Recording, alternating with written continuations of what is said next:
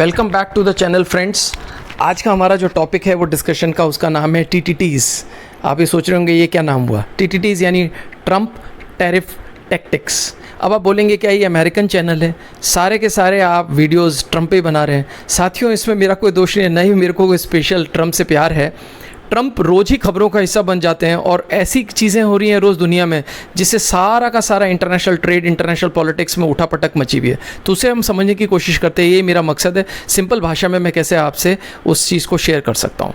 अभी हम रोज़ सुन रहे हैं कि ट्रंप नए नए ट्रेड टैरिफ लगा रहे हैं, तो हम समझते हैं कि टैरिफ क्या होता है। जैसे कि आप स्क्रीन पर देख रहे हैं, टैरिफ जो होता है वो एक ऐसा टैक्स होता है जो किसी भी प्रोडक्ट को कोई भी कंट्री जब इम्पोर्ट करती है उस पर लगाया जाता है। उदाहरण स्वरूप मान लीजिए चाइना से अमेरिका में एक प्रोडक्ट आया जो $100 का है, और मान लीजिए अमेरिका ने उस पर 50% टैरिफ लगाया हुआ है, यानी वो $150 का हो गया। जैसे ही वो अमेरिका में लैंड करेगा वो $150 का हो गया। इसी को टैरिफ कहते हैं और ट्रेड पे लग रहा है, इसलिए ट्रेड टैरिफ कहलाता है। ये ट्रंप क्यों यूज़ कर रहे हैं आप समझ सकते हैं इसे। ट्रंप जो है वो एक बिजनेसमैन है और उन्होंने अपनी पूरी मागा ट्राइब को एक प्रॉमिस किया है। मागा ट्राइब क्या होती है? मागा means make America great again. आपने हमेशा देखा होगा ट्रंप एक टोपी पहने रहते हैं लाल रंग की, उनका एक स्टाइल है लाल टाई और लाल टोपी, उस पर मागा लिखा रहता है। तो वो चाहते हैं कि हम अमेरिका को वापस से ग्रेट बनाएं, यानी अमेरिका एक मैन्युफैक्चरिंग नेशन बने। अमेरिका, आप साथियों शायद काफ़ी लोग जानते होंगे और नहीं तो मैं यहाँ शेयर करता हूँ कि अमेरिका एक नेट इंपोर्टर कंट्री है। तो नेट इंपोर्टर का मतलब होता है एक ऐसी इकोनॉमी जो लगातार इंपोर्ट करती है। ऐसा क्यों होता है? क्योंकि अमेरिकन डॉलर जो है अमेरिका के अलावा दुनिया भर के देश, यूरोपियन यूनियन और कुछ देशों को छोड़ करके सबसे पावरफुल करेंसीज में से एक उनकी फॉरेन करेंसी है। भारत के मुकाबले करीब 86 गुना बड़ी पावरफुल है, 86 रुपये का अंतर है। तो हम देख सकते हैं कि उनको कोई भी प्रोडक्ट बनाने में बहुत हाई लेबर चार्जेस देने पड़ते हैं। वहाँ की लेबर चार्जेस इंडिया के मुकाबले और डेवलपिंग कंट्री के मुकाबले बहुत हाई है। इस वजह से उनके लिए इंपोर्ट करना और कंज्यूम करना ज़्यादा सस्ता पड़ता है, बशर्ते कि उसे बनाना। बट ट्रंप ये कहते हैं कि इससे हमारा ट्रेड जो डेफिसिट है वो बढ़ रहा है। ट्रेड डेफिसिट यानी हम इंपोर्ट ज़्यादा कर रहे हैं और हम एक्सपोर्ट नहीं कर पा रहे हैं और अपना खुद का कंजम्पशन नहीं करते हैं। तो वो चाहते हैं कि कंपनीज़ का वहाँ पर प्रोडक्शन हो और अमेरिका वापस से खूब प्रोडक्शन करे और एक्सपोर्ट करे। इसी वजह से वो अलग अलग देशों के साथ में इससे रिलेटेड नेगोशिएशन करते हैं। जब हम ट्रेड टैरिफ की बात करते हैं तो जैसे ही ट्रंप अपने सेकंड टर्म में आए, जिसे ट्रंप 2.0 कहते हैं, तो ट्रंप देखें आप इस पिक्चर में आप देख सकते हैं कि कैसे वो एक स्लेट लेकर के, बोर्ड लेके खड़े हो गए थे और अलग अलग देशों को उन्होंने कह दिया था कि ये मैं टैक्स इस देश पे लगा रहा हूँ। वो एक हेडमास्टर की तरह खड़े हो गए और लगाने लगे। उनके बिहेवियर से, बर्ताव से ऐसे नहीं लगता कि वो एक राजकुमार या राजा हैं, वो आदेश देंगे और पूरी दुनिया उनको फॉलो करेगी, जो कि सच्चाई नहीं है। अभी रिसेंटली जब वो शुरू हुए थे, इस जनवरी को उनकी ताजपोशी हुई थी और उसके बाद से उन्होंने लगातार जो एवरेज टैरिफ है अमेरिका का वो हिस्टोरिकली 2.5% रहता है, जैसे कि आप देख सकते हैं, और वो 27% पे वो ले गए थे। तो जब इस तरह का एवरेज टैरिफ उन्होंने इतना बढ़ा दिया तो इससे पूरी दुनिया में हड़कंप मच गया। फिर उन्होंने इस पर नेगोशिएशन करना शुरू किया और नेगोशिएशन करते करते करते अलग अलग देशों पे अलग अलग तरह का उन्होंने टैरिफ लगा दिया, जो कि करीब 5.8% हो गया था एवरेज रोल बैक करके। एवरेज का मतलब है सारे देशों पे जो टैक्स लगाया उसको divide by number of countries करेंगे तो एवरेज आ जाएगा 15.8, जो कि हिस्टोरिकली 2.5 था, वो बढ़ के 27 हुआ। आप समझ पा रहे हैं, और अब 15.8 हो गया।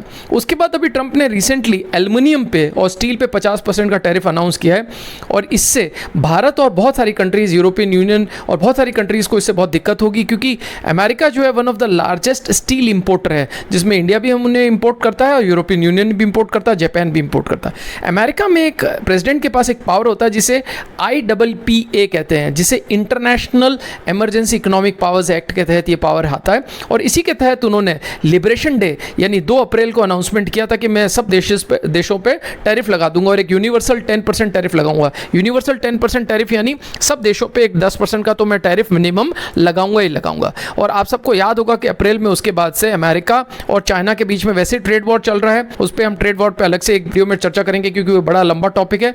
तो ट्रेड वॉर में बेसिकली क्या है कि अमेरिका चाइनीज आइटम्स पे ताबड़तोड़ टैक्स लगा रहा है, जो कि अप्रैल में 145% तक अनाउंस हो गया था। उसके बाद चाइना ने भी बदला लेने की कोशिश की, दिखाने की कि हम कोई कम नहीं है, और उन्होंने भी अमेरिकन इंपोर्ट्स पे 125 का टैरिफ लगा दिया था, यानी 145 वर्सेज 125%, करीब 20% का डिफरेंस था। और फाइनली अब इनमें नेगोशिएशन होने के बाद में जून में इनमें एग्रीमेंट हो गया है और दोनों ने अपने टैरिफ को 30 और 10% पे रिड्यूस कर दिया है। यानी जो पहले 145 और 125 का अंतर था, यानी वो 20% का अंतर आज भी है। 30% टैरिफ अभी यूएस ने लगा रखा चाइना के हर आइटम पे, और चाइना ने 10% यूएस के हर इंपोर्टिंग आइटम्स पे टैक्स लगा रखा है। तो ये एक बैकड्रॉप और एक इंफॉर्मेशन मैंने आपसे शेयर करी कि किस तरह से टैरिफ चला।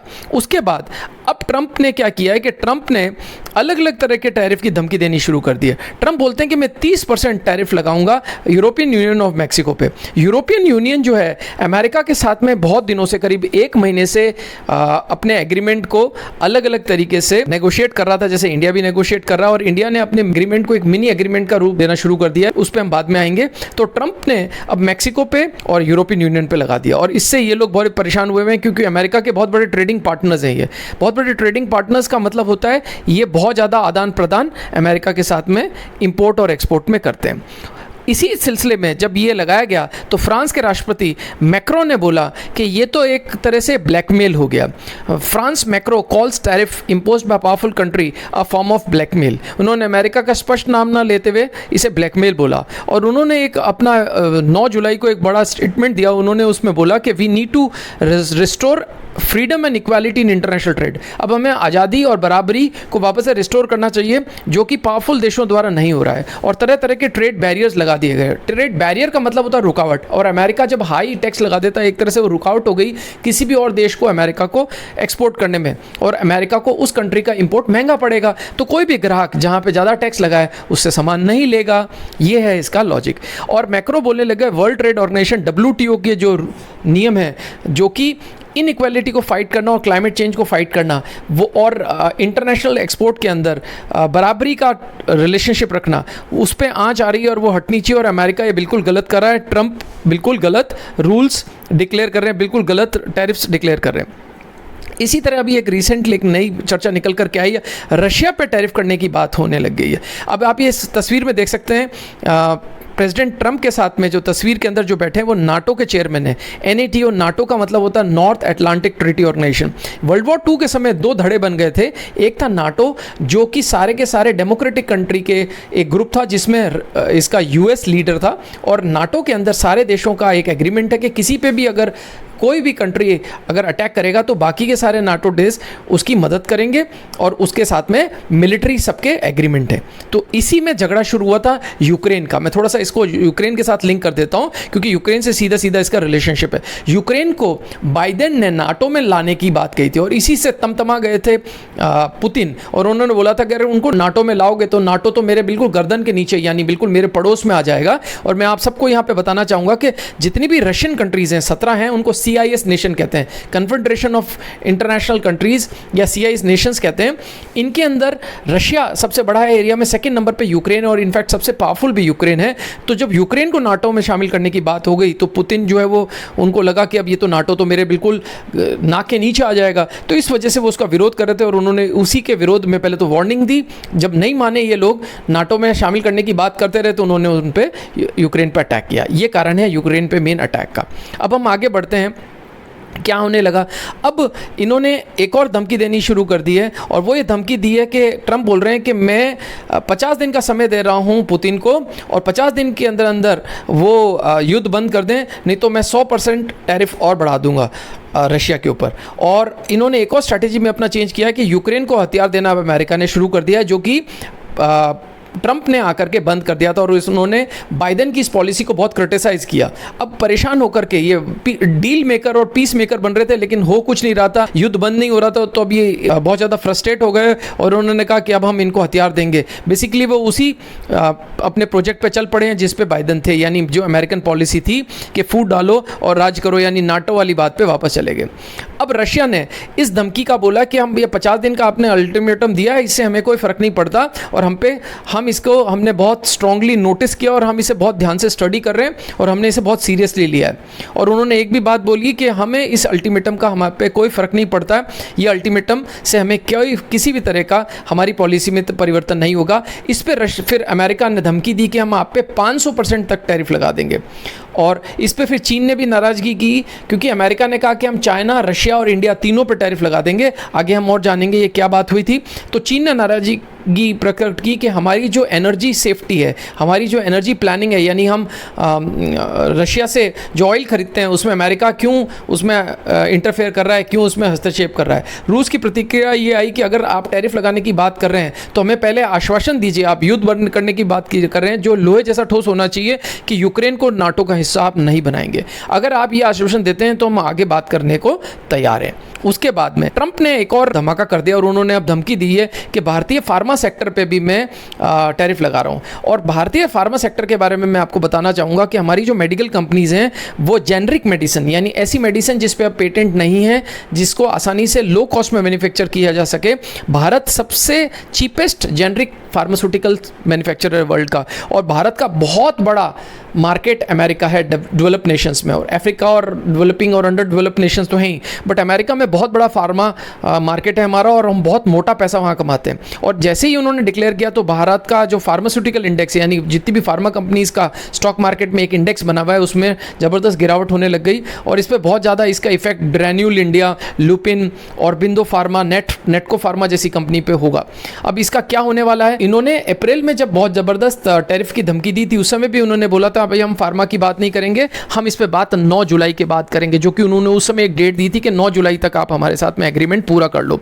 अब उन्होंने 9 जुलाई वाली जो डेट है इसको 1 अगस्त वाली डेट कर दिया है। तो अब इस पे हम आगे देखते हैं फार्मा सेक्टर पे क्या होने वाला है। तो फार्मा हमारे लिए एक बहुत मेजर इशू है। तो अभी हमारा जो इंडिया का एक मिनी ट्रेड एग्रीमेंट का नेगोशिएशन यूएस में चल रहा है, जिसमें हमारे कॉमर्स मिनिस्टर पीयूष गोयल और उनकी टीम इसको नेगोशिएट कर रही है। उसमें 3 बातों पे मेन डिस्कशन चल रहा है। एक तो ये कि हम किसी भी तरीके से अपने फार्मास्यूटिकल मार्केट पे आंच नहीं आने देंगे, यानी वो अमेरिका से डिमांड कर रहे हैं कि आप इस पर टैरिफ मत लगाइए, इससे आप ही की दवाई महंगी होगी और एक आम अमेरिकन को प्रॉब्लम आएगी, और ये सच्चाई भी है।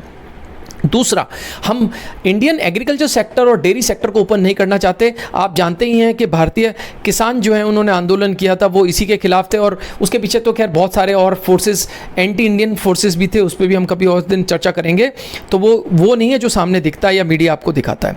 तो आज 3 मेन बात है, एग्रीकल्चर, डेयरी और फार्मा, जिस पे हमारा नेगोशिएशन जाके अटक रहा है। लास्ट इशू पे आते हैं। अब ट्रंप एक और बात बोल रहे हैं कि हम चाइना, इंडिया और ब्राज़ील पे 500% टैरिफ लगाएंगे। ये 500% टैरिफ क्यों लग रहा है? ये 500% टैरिफ इसलिए लग रहा है, ट्रंप बोल रहे हैं कि रशिया जो है बिना रोके लगातार इंडिया और चाइना को अपना ऑयल बेच रहा है, जबकि हमने तो इन पे टैरिफ लगा रखा है। तो इस बात पे वो बार बार कमेंट कर रहे हैं।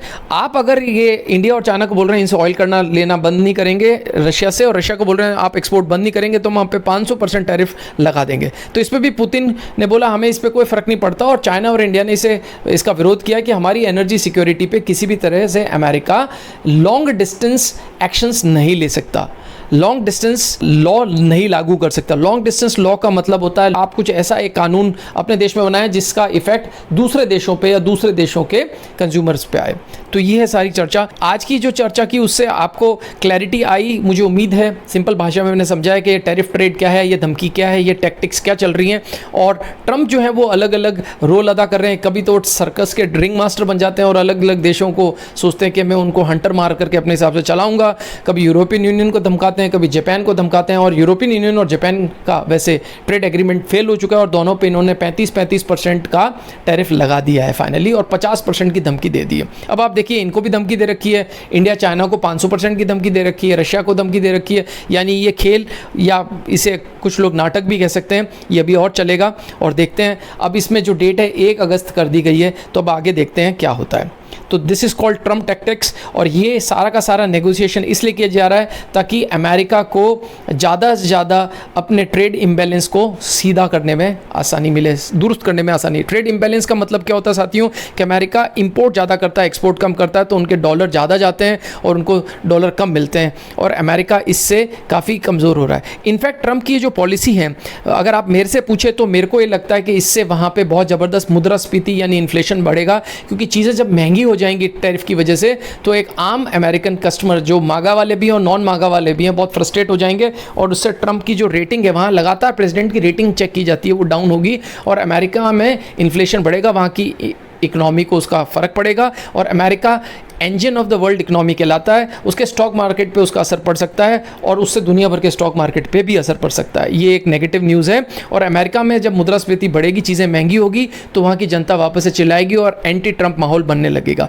एट द एंड मेरा जो एक आखिरी इसमें अंडरस्टैंडिंग है as a management student being an MBA in finance, के इससे अमेरिका में इन्फ्लेशन बढ़ेगा और अमेरिकन डॉलर कमज़ोर होगा, क्योंकि जब बहुत सारे देशों के साथ में इनका एग्रीमेंट नहीं होगा तो बिजनेस पे इफेक्ट आएगा। जब बिजनेस पे इफेक्ट आएगा तो अमेरिकन डॉलर्स की डिमांड कम होगी और ब्रिक नेशंस, जिसका फुल फॉर्म होता है BRICS, यानी B for Brazil, Russia, India, China and South Africa, और इसमें बहुत सारे और देश भी जुड़ चुके हैं। मोर देन 12 कंट्रीज अब इसका हिस्सा हो चुके हैं।